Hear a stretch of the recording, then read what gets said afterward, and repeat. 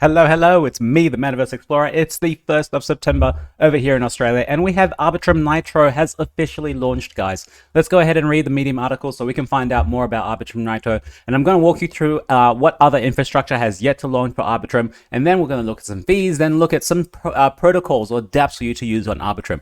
As you guys know, I'm going to start up making some ARBITRUM content. I believe it is the premier layer 2 chain at the moment on Ethereum, of course. It holds like nearly 50% of all the TVL, and it doesn't have a token yet. So imagine when this actual token incentive started coming. It's gonna start rocketing up, just like this picture is showing here. So it's time has come, Arbitrum. ARBITRUM 1 has now been officially migrated to the Nitro stack. It's running on Nitro. We have ARBITRUM, the previous ARBITRUM as well, is now has always been running on Nitro, right? It's a huge milestone we've been working towards for a long time, and we are overjoyed to share our progress and excitement with the community.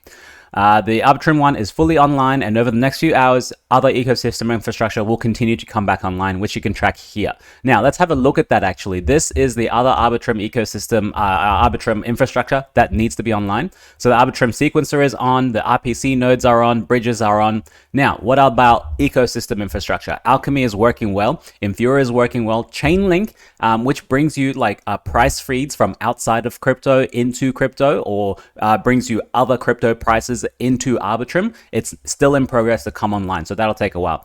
Grape is like a analytics platform, I believe it is.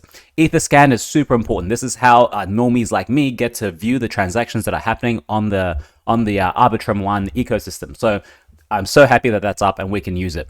Block Scout, I'm not entirely sure what Block Scout is actually. Block Scout is in progress. Tendly, Nurses Safe is up, and Gelato. Not sure what Gelato is. So a lot of stuff even I myself don't know, so at least you guys are watching this and you'll be able to go and find out yourself as well.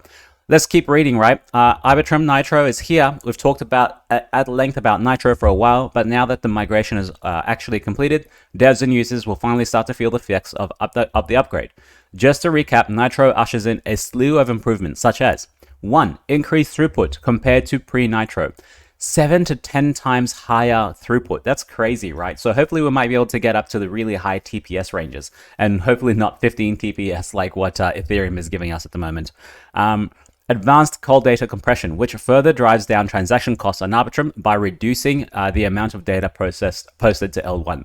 Well, let's actually have a look at the current L2 fees, right? This is the best website for you to go and find what fees you're paying for all the different L2s. We have Loopring, ZK Sync, ARBITRUM 1, Optimism, Boba, Polygon, and of course Ethereum. So Ethereum, let's take the base case. Ethereum, to send a transaction is 60 cents. To interact with a smart contract, maybe a swap feature on Uniswap, is about $3.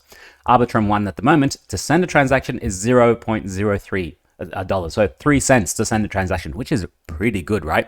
And 10 cents to do a transaction, or to like swap between two tokens, maybe on Uniswap perhaps. Of course, these gases are just simple swap tokens. If you go for more complex transactions like routing or through 1inch, it is going to cost you more because you're using more computing power. So 3 cents, is that good for a swap, for a sending of tokens from one spot to another? I think so. That's really bloody cheap, right?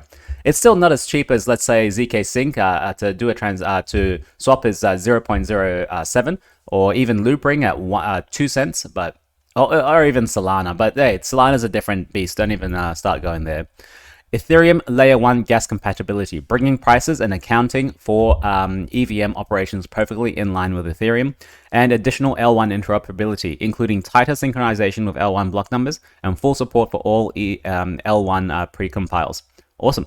They're saying safe retriables, eliminating the failure mode where a retriable ticket fails to get created, and gaf tracing with even broader debug support. So they do talk some more about ARBITRUM 1 year ago, how everything started and where they're going now.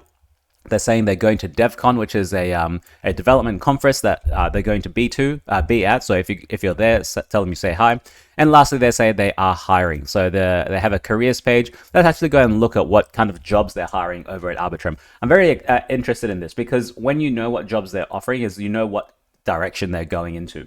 Let me try and fix that there. Awesome. Now, Offchain Labs is the parent company, of course, of ARBITRUM. This is their team. Let's see who they're hiring. They need a partnership manager for Web3 gaming. Are you interested in Web3 gaming? Maybe you should get in contact with them. They need a blockchain developer, C++ engineer, DevOps engineer, And then just a random role, engineering role, if you think you can help them. Maybe I should go in there as a content creation role. I've always been interested in doing that. Site reliability engineer, software engineer, community manager. I wonder if that's, it is remote. Nice. Associate project manager, technical writer, research scientist. Awesome, guys. Awesome. Thank you very much for ARBITRUM Nitro. Let's have a look at some of the new documents that they've recently released. So you guys, like, if you're a dev, it's in much better, much better. You can't really see this easily, but these are the new documents for you. So it gives you an introduction, right? What is Arbitrum? You know, why smart contracts? Why rollups fixes a lot of the issues people have? Like, how do you know something's a fraud and it's proven? It sounds complicated. So that's a really good introduction, right? And maybe we should spend a bit of time going through them, but not in this video, of course. It's already 5 minutes. They have a small developers section for if you're a dApp developer. Oh, Pepe, welcome back. This is Pepe, everyone. He needs you to like and subscribe because he's dancing in the bear market for your attention. And then they have some technical overview and specs, how it all works. They have their white paper, a research forum where you can go and contribute. So you can actually go and post in the forum and learn more about ARBITRUM Nitro. It's not loading. So let's go check out the rest of the protocols on Arbitrum at the moment. What protocols are you using on Arbitrum? Arbitrum nearly has $1 billion TVL. Now remember, TVL is slightly, the metric can be manipulated. All you got to do is do what Solana did, or what Ian Macalino from Saber Protocol did on Solana. You just count the same dollars multiple times. And of course, you know, that gives you an inflated TVL, which is shit. We don't want that. We want true TVL. We want to see how many people are actually using this protocol. And at the moment, the top used protocol on Arbitrum is GMX at 281 million TVL. It is a derivatives protocol. A lot of people love GMX on Arbitrum because it actually pays you Ethereum, which is crazy, right? It pays you Ethereum.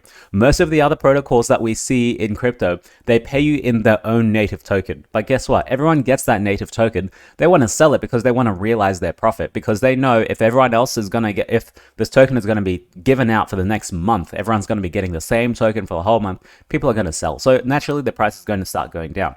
Ethereum, however, has a bustling ecosystem, and people prefer to keep their ETH because they understand the triple halving might be coming and they want to keep it. And so this is like one of the new narratives coming out as being a actual revenue or actual profit from the protocol, and without having to rely on their own token emissions. Stargate is a cross-chain, I think, swap or AMM. I'm not very familiar with them. Now, guys, what I actually look at here, I'm going to show you what I look at, which is super important. I'm going to go here so you can see. I look at the platforms, the protocols without a token, which means they don't have a market cap to TVL ratio. If they don't have a token, I'm way more interested in them because they might release a token as a thank you for you to use them. Secondly, I also only use I prefer to use chains. I prefer to use dApps that have only one chain, which is the Arbitrum chain, right? So we see here, number one, GMX and Radiant. GMX is on Arbitrum, but it's also on Avalanche. No problem.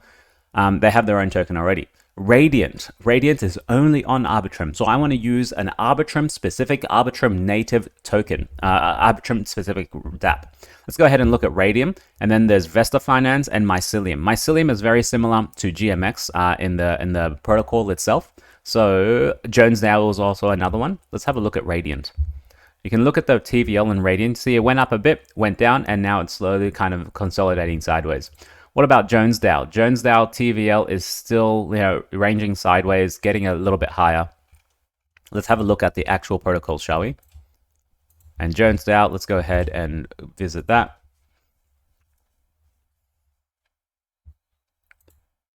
So Jones DAO is autopilot option strategy. One-click vaults that enable institutional grade option strategies. Unlock liquidity and capital efficiency for DeFi with vault-backed assets. Now, let's go ahead and have a look. While we load that, let's go to Radiant. Taking too long to load. Now, Radiant, you can get 19.53% APR on your DAI deposit. But this is what you need to look at. It's a looping strategy. This APR is only if you lend your DAI, you borrow against your DAI, then you lend it again, and then you borrow again, and then you lend it. So that's how you get that high API. If you only lend it once, you get 4.93%. But realize this, right? From that 4.93%, actually 3.93% is coming from the individual token of Radiant being given out. Okay, so your real actual APY for depositing DAI is like 1%. Is 1%. Is that worth the risk? Secondly, you're getting this Radiant APY on top of it, which is the protocol's native token. What's that token doing, right? What is happening with that token? Is it worth anything? They're just giving it out to anyone who wants to deposit here. USDC, wow, look at that, nearly 50% APY, which is crazy. Okay, it's all of this compounded like 3-4 times to get that looping strategy. Now, remember, if you loop, you can get liquidated. Okay, all it needs is like a 1 or 2% deviation from the $1 peg, and then it starts liquidation cascading. So it's super dangerous when it happens like that. Now, excuse me, I'm gonna sneeze. Never mind. Let's look at the vaults from Jonesdale. They have ETH Vault, GOM Vault, DOPEX Vault, and an RDOPEX Vault. So the ETH Vault, which is still open now, is giving you around a historical APY of 9.62%.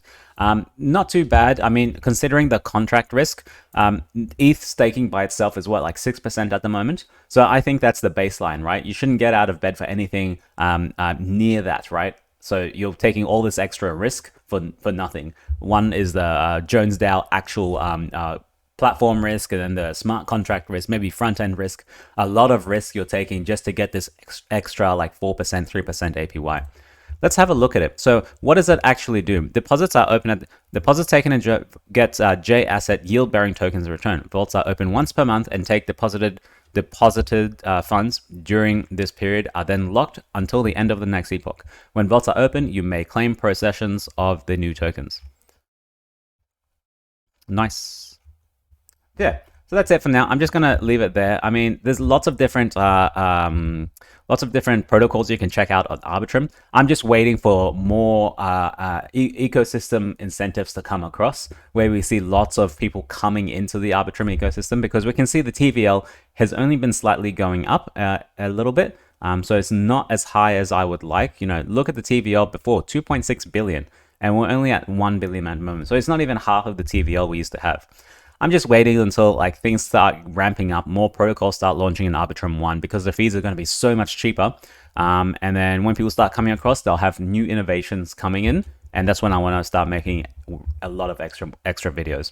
So for the moment, I'm going to leave you here. Make sure you check out all these other like protocols on Arbitrum, like Apex protocol is only on Arbitrum, Liquid Finance is only on Arbitrum, Vivo Finance only on Arbitrum. But be very, very careful with these, right? They have so low TVL, not even $1 million. So the TVL is so low. Like, these could be scam projects, there could be unaudited projects, there could be like one-man team projects, they could be super early in their stage that they're actually not worth you experimenting with and wasting your gas on.